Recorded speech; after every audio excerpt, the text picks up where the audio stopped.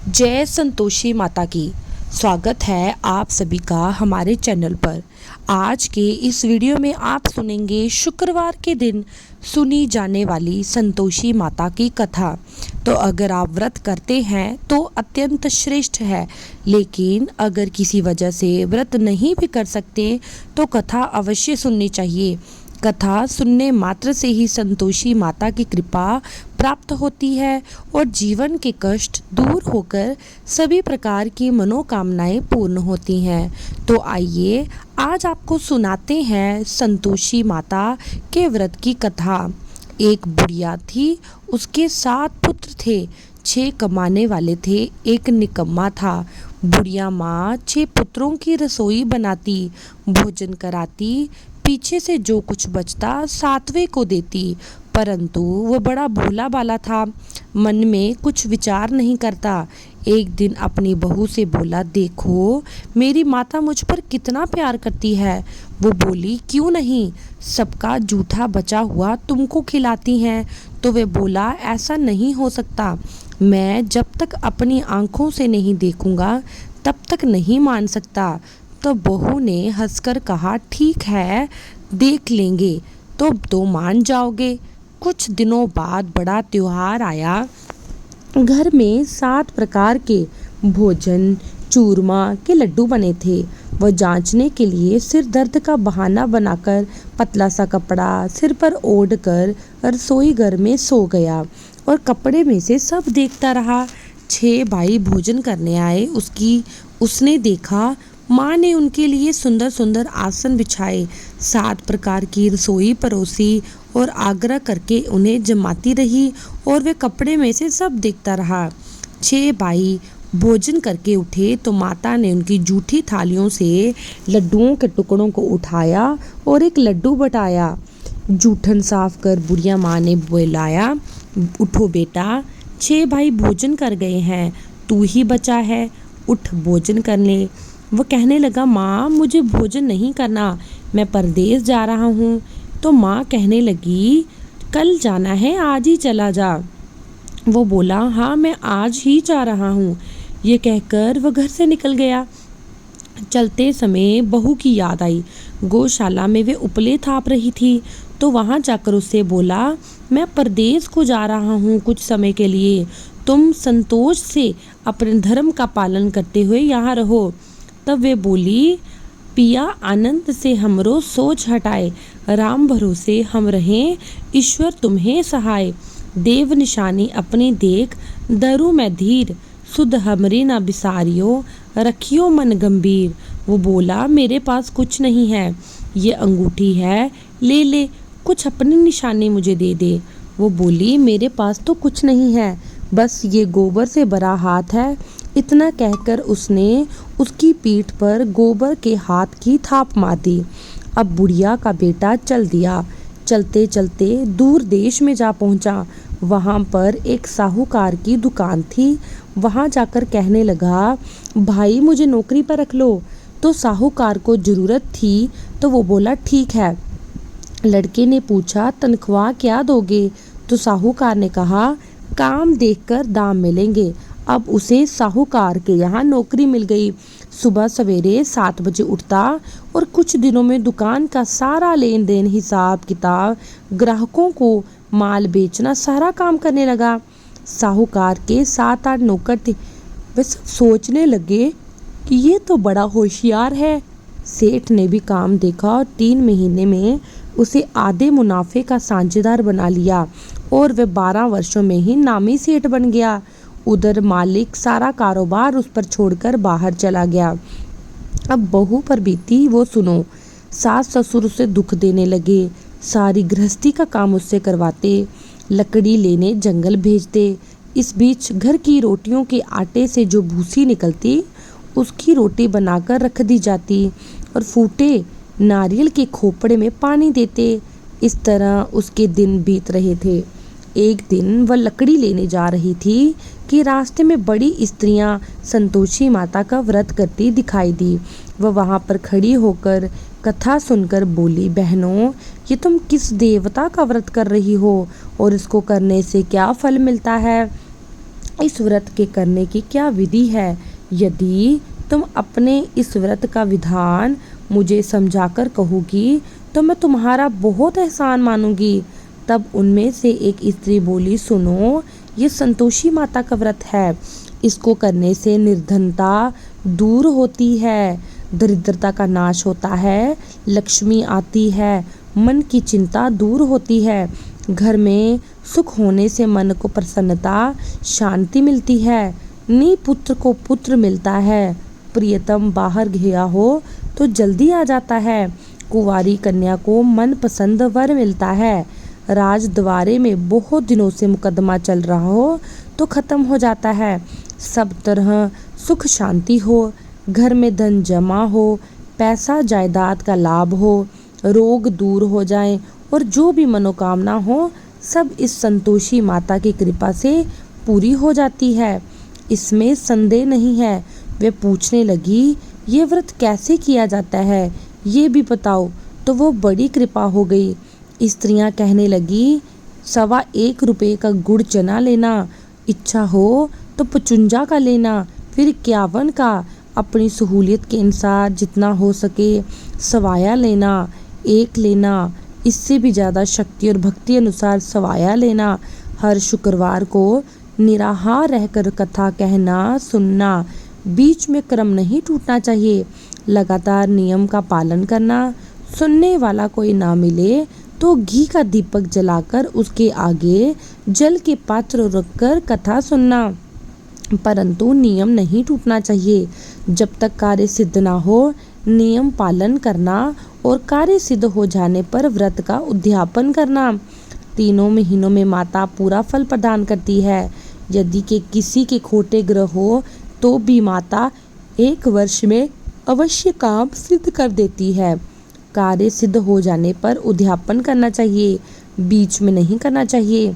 उद्यापन में आई सेर आटे का खाजा, इसी नाप से खीर तथा चने का साग बनाना, 8 लड़कों को भोजन कराना, जहाँ तक मिले देवर जेठ भाई बंधु कुटुंब के लड़के मिलना, ना मिले तो रिश्तेदारों और पड़ोसियों के लड़के बुलाना, उन्हें भोजन कराना, यथाशक्ति दक्षिणा देकर माता का नियम पूरा करना और उस दिन घर में कोई खटाई ना खाए, इस बात का ध्यान रखना।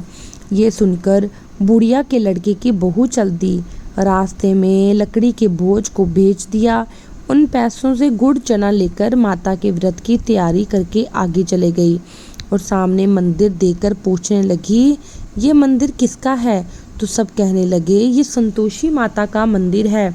वह सुनकर माता के मंदिर में जाकर माँ के चरणों में लौटने लगी, दीन होकर विनती करने लगी, माँ मैं निपटा मूर्ख हूँ, व्रत के नियम कुछ नहीं जानती, मैं बहुत दुखी हूँ। हे माता जगत जननी, मेरे दुख दूर करो, मैं तेरी शरण में हूँ। माता को दया आई। एक शुक्रवार बीता कि दूसरे शुक्रवार को उसके पति का पत्र आ गया और वैसे ही अगले शुक्रवार को उसका भेजा हुआ पैसा आ गया। ये सब देखकर जेठानी मुंह सिकोड़ने लगी कि इतने दिनों में इतना पैसा कैसे आया, इसमें क्या बड़ाई है। लड़के ताने देने लगे। काकी के पास अब पत्र आने लगे, पैसे आने लगे। अब तो काकी की खातिर बढ़ेगी, अब तो काकी बुलाने से भी नहीं बोलेगी। इस प्रकार के वचन कहने लगे। बेचारी सरलता से बोली, भैया पत्र आए, रुपए आए, मुझे इससे क्या। ऐसा कहकर आंखों में आंसू भरकर संतोषी माता के मंदिर में जाकर मातेश्वरी के चरणों में गिरकर रोने लगी। माँ मैंने तुमसे पैसा नहीं मांगा, मुझे पैसों से क्या काम, मुझे तो अपने सुहाग से काम है, मैं तो अपने स्वामी के दर्शन और सेवा मांगती हूँ। तब माता ने प्रसन्न होकर कहा, जा बेटी तेरा स्वामी आएगा। ये सुनकर खुशी से बावली हो गई। घर में जाकर काम करने लगी। अब संतोषी माँ सोचने लगी कि इस पुत्री से मैंने कह तो दिया कि तेरा पति आएगा, पर आएगा कहाँ से, वो तो सपने में भी इसे याद नहीं करता, उसे याद दिलाने मुझे जाना पड़ेगा। इस तरह माता बुढ़िया के बेटे के पास जाकर सपने में प्रकट होकर कहने लगी, साहूकार के बेटे सोता है या जागता है? वह बोला, माता मैं सोता नहीं न जागता हूँ, कहिए क्या आज्ञा है। तो माँ कहने लगी, तेरा घर बार कुछ है या नहीं, या माता पिता भाई बहन, तुझे किस चीज़ की कमी है। माँ बोली, पुत्री, तेरा पुत्र, तेरा स्त्री घोर कष्ट उठा रही है घर में। माँ बाप उसे दुख देते हैं, वो तेरे लिए तरस रही है, तू उसकी सुध क्यों नहीं लेता। वो बोला, हाँ माता, ये मुझे मालूम है, परंतु मैं जाऊं कैसे। परदेश की बात है, लेन देन का कोई हिसाब नहीं, जाने का कोई रास्ता नहीं नजर आता, कैसे चला जाऊं। माँ कहने लगी, मेरी बात मान, सवेरे नहा धोकर संतोषी माता का नाम ले, घी का दीपक जलाकर दंडवत प्रणाम करके दुकान पर जा बैठ। देख, तेरे लेन देन सब चुका जाएंगे, जमा माल बिक जाएगा, सांझ होते होते धन का ढेर लग जाएगा। सवेरे बहुत जल्दी उठकर स्नान करके संतोषी माता को दंडवत कर घी का दीपक जलाकर दुकान पर जा बैठा। थोड़ी देर में क्या देखता है, देने वाले रुपया लाए, लेने वाले हिसाब लेने लगे। कोठे में भरे सामानों के खरीदार नगद दाम में सौदा करने लगे। शाम तक धन का ढेर लग गया। माता का चमत्कार देखकर उसका मन बड़ा प्रसन्न हो गया और प्रसन्न मन से माता के नाम का जयकारा लेकर वे घर को चल पड़ा। रास्ते में उसने गहने कपड़े खरीदे और अपने घर को रवाना हुआ। वहाँ बहू बेचारी जंगल में लकड़ी लेने जाती है। लौटते वक्त माँ के मंदिर में विश्राम करती है, जो उसका रोज का रुकने का स्थान था। आज दूर से बड़ी धूल उठ रही थी। वे माता से पूछती है, माता, ये कैसी धूल उठ रही है। तो माँ कहती है, पुत्री, तेरा पति आ रहा है, अब तू ऐसा कर, लकड़ियों के 3 भोज बना ले, एक नदी किनारे रख, दूसरा मेरे मंदिर और तीसरा अपने सिर पर रख। तेरे पति को लकड़ी का गट्टा देकर मोह पैदा होगा, वो वहाँ रुकेगा, नाश्ता पानी बना खाकर माँ से मिलने जाएगा। तब तू लकड़ियों का बोझ उठाकर घर जाना और बीच चौक में गट्टा लेकर 3 आवाजें जोर से लगाना।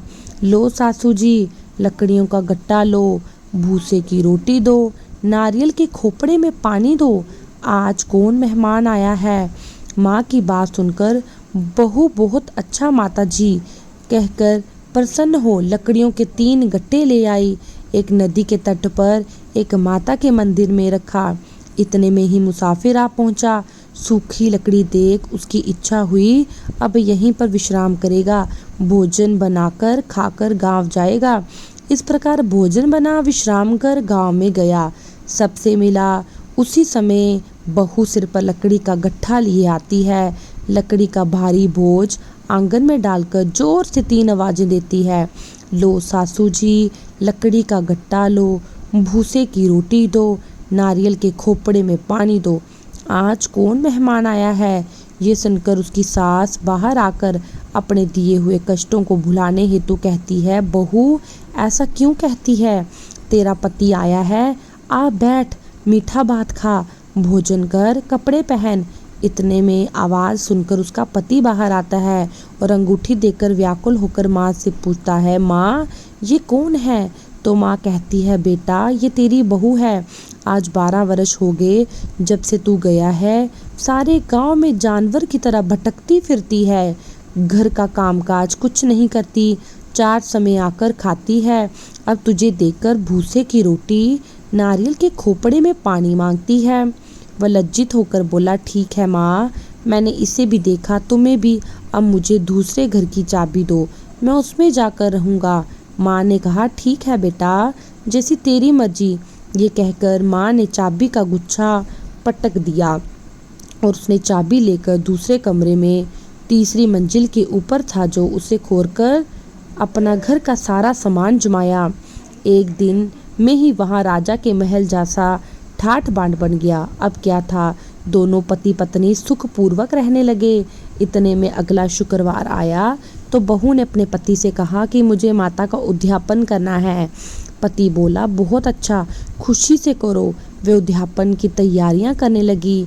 जेठ के लड़कों को भोजन के लिए कहने गई। उन्होंने मंजूर किया, परंतु जेठानी पीछे से अपने बच्चों को सिखाती है कि भोजन के समय सब लोग खटाई मांगना, ताकि इसका उद्यापन पूरा ना हो सके। लड़के खाना खाने आए, खीर पेट भरकर खाई, परंतु कहने लगे कि हमें खटाई खाने को दो, खाना हमें नहीं भाता, देकर अरुचि होती है। बहू कहने लगी खटाई किसी को नहीं दी जाएगी, ये तो संतोषी माता का प्रसाद है। लड़के तुरंत उठकर खड़े हुए और बोले पैसा लाओ। बोली बहू कुछ जानती नहीं थी, उन्हें पैसे दे दिए और लड़कों ने उन्हीं पैसों से इमली खरीद कर खाने लगे। ये देखकर बहू पर माता ने कोप किया। राजा के दूत उसके पति को पकड़ के ले गए। जेठ जेठानी तरह तरह के वचन कहने लगे। लूट लूट कर धन इकट्ठा करके लाया था तो राजा के दूत कर तो पकड़ कर ले ही जाएंगे। अब सब मालूम पड़ जाएगा जब जेल की हवा खाएगा। बहू से ऐसे वचन सहन नहीं हुए। रोती रोती माता के मंदिर पहुंची और बोली हे माता तुमने क्या किया, हंसाकर क्यों रुलाया। माता बोली पुत्री तूने उद्यापन करके मेरा व्रत भंग किया है, इतनी जल्दी सारी बातें भुला दी। वे कहने लगी माता भूली कुछ नहीं हूँ, कुछ अपराध मुझे याद नहीं, मुझे तो लड़कों ने भूल में डाल दिया, मैंने भूलवश उनसे पैसे दिए, मुझे क्षमा करो, मैं फिर से तुम्हारा उद्यापन करूँगी और अब इस बार ऐसी भूल नहीं होगी। वो बोली ठीक है अब भूल मत करना। बताओ मेरे पति कैसे आएंगे माता। तो माँ बोली जा पुत्री तेरा पति तुझे रास्ते में ही दिखाई देगा। जैसे ही वे घर के रास्ते को देखती है तो देखकर दंग रह गई कि उसका पति वापस घर आ रहा है। तो उसने अपने पति से कहा आप कहाँ गए थे। तो वो कहने लगा कि इतना सारा धन कमाया है, राजा ने उसका टैक्स मांगा था, वही भरने गया था। वही प्रसन्न होकर बोली भला हुआ अब घर चलो। कुछ दिनों बाद फिर शुक्रवार आया और वह कहने लगी कि मुझे माता का उद्यापन करना है। तो पति ने कहा ठीक है। फिर से उसने जेठ के लड़कों को बोला, परंतु इस बार जेठानी ने पहले ही अपने बच्चों को समझा दिया था कि तुमने खटाई सबसे पहले लेनी है। लड़के कहने लगे हमें खीर खाना नहीं भाता, जी बिगड़ता है, कुछ खटाई खाने को दो। तो वो बोली खटाई खाने को नहीं मिलेगी, खाना हो तो खाओ। ऐसा कहकर ब्राह्मणों के लड़कों को लाकर भोजन कराने लगी। यथाशक्ति दक्षिणा की जगह एक एक फल उन्हें दे दिया। इससे संतोषी माता प्रसन्न हुई। माता की कृपा होते ही 9 महीने बाद उसको चंद्रमा के समान पुत्र प्राप्त हुआ।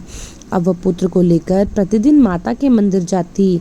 एक दिन माता ने सोचा कि ये तो मेरे मंदिर रोज आती है, क्यों न आज मैं इसके घर चलूं, इसका घर देखूं तो सही। ऐसा विचार कर माता ने बड़ा भयानक रूप बनाया। गुड़ और चने से सना मुख, ऊपर से सूंड के समान होंठ, उस पर मक्खियां भिनभिना रही। दहलीज में पांव रखते ही उसकी सांस चिल्लाई, देखो रे कोई चुड़ैल आ रही है, लड़कों इसे भगाओ नहीं तो ये सबको खा जाएगी। लड़के डरने लगे, चिल्लाकर खिड़की बंद कर दी। छोटी बहू रोशनदान में देख रही थी, प्रसन्नता से पगली होकर चिल्लाने लगी, आज मेरी माता मेरे घर आई है। ऐसा कहकर बच्चे को दूध पिलाने से हटाती है। इतने में सास का क्रोध फूट पड़ा, बोली देखो कैसी उतावली हुई, जो बच्चे को पटक दिया। इतने में माँ के प्रताप से जहाँ देखो वहाँ लड़के ही लड़के नजर आने लगे। वे बोली माँ जी मैं जिनका व्रत करती हूँ ये वही संतोषी माता है। इतना कहकर झट से घर के सारे किवाड़ खोल दिए। सबने माता के चरण पकड़ लिए और विनती होकर कहने लगे हे माता हम मूर्ख हैं, हम अज्ञानी हैं, पापी हैं, आपके व्रत की विधि हम नहीं जानते, आपका व्रत भंग करके हमने बहुत बड़ा अपराध किया है। हे माता आप हमारा अपराध क्षमा करें। इस प्रकार माता प्रसन्न हुई, उसने बहू को वरदान दिया, सबको क्षमा किया। हे माता आपने जैसे बहू को फल दिया वैसा सबको देना। जो इस कथा को सुने पढ़े उसके मनोरथ पूर्ण हो। बोलिए संतोषी माता की जय।